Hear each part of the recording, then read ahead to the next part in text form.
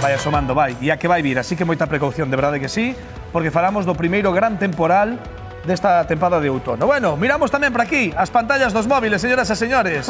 Pensamos que están limpas, Rocío? Eu pensaba que sí, pero xa veremos o que hai aí dentro, xa veremos. Cousas veredes, dicía outro, pero tamén temos que falar das superbacterias, verdade, Rocío? Non só de dende bacterias, logo, algo que nos preocupa moitísimo porque escoitamos superbacterias e pensamos que é algo realmente preocupante. Doutor Viso, benvido un día máis a Hora Galega. Boas tardes. Boas tardes, Viso. Doutor, que é eso das superbacterias? A verdade é que son as bacterias de toda a vida. O que pasa é que aprenderon a defenderse. Isto é como cando ti na túa casa tes aí un ladronzuelo que che ven polos ovos. E entón, as primeiras veces leva todos os ovos, pero ti vas vendo como vai argallando e ti vaslle poñendo cada vez máis dificultad, hasta que xa non pode coller os ovos. Pois as bacterias fan o mesmo, é dicir, a base de contactar cos antibióticos, sobre todo polo mal uso de antibióticos, foron aprendendo a defenderse distintas maneiras, fabricando proteínas, bombas que chaman de expulsión, a vez que está o antibiótico entra a bacteria expulsando para fora, cambiando a permeabilidade, é dicir, distintos mecanismos que fai que cada vez teñamos máis problemas. Fíxate, 4.000 persoas cada ano morren en España por resistencia aos antibióticos, é dicir, xente que teñen infeccións normais, como neumonías, como infeccións de ouriños, é dicir, de toda a vida, e que non temos antibióticos para tratar esa xente porque todos os que dispoñemos son resistentes ás bacterias. Doutor, creo que trae aí unhas ideas claras de como se fan resistentes estas bacterias, verdad? Claro. Que pasa? Dicíamos o mecanismo que utilizaban as bacterias. Por que chegan os antibióticos ás bacterias con tanta facilidade? Bueno, pois, sobre todo, o primeiro é o uso inadecuado. É dicir, en humanos estamos utilizando antibióticos, por exemplo, para tratar problemas víricos, que os virus non se tratan con antibióticos. Logo, moita xente está cortando os tratamentos dos antibióticos. Igual llevamos antibióticos para 10 días e fan só 5. Esas bacterias se acostuman, quedan aí un pouco freadas, pero algún acaba se reproducindo. E o pior, que logo esa xente guarda esas pastillas, esas 5 que sobraron, e para outra vez, cando teñen algún proceso infeccioso que probablemente é vírico, volven a utilizar, cando non as había que utilizar. Co cual, ese é un mal uso. A segunda cousa, o uso excesivo no gando, vale? Aquí en España non tanto, pero en moitos países se está utilizando antibióticos para facer crecer máis os animais, para previr novas infeccións, e iso non se pode facer porque tamén nos gando hai bacterias.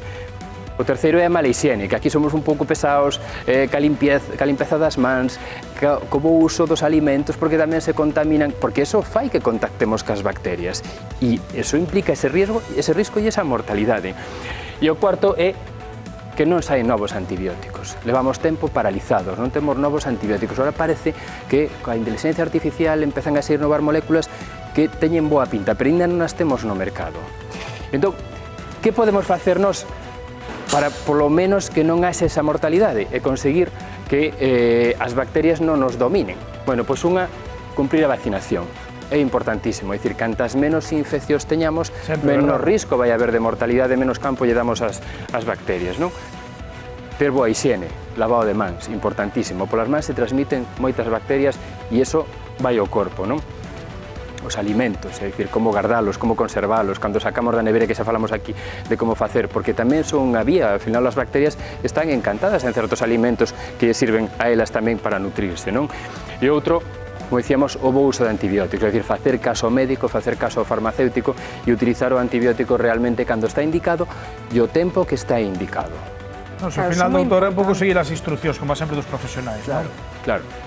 O resto é, pois eso, ter este problema que, ademais, fixadevos, é dicir, anuncia a OMS que no ano 2050, neste momento no mundo están morrendo 1 millón de persoas por esta situación.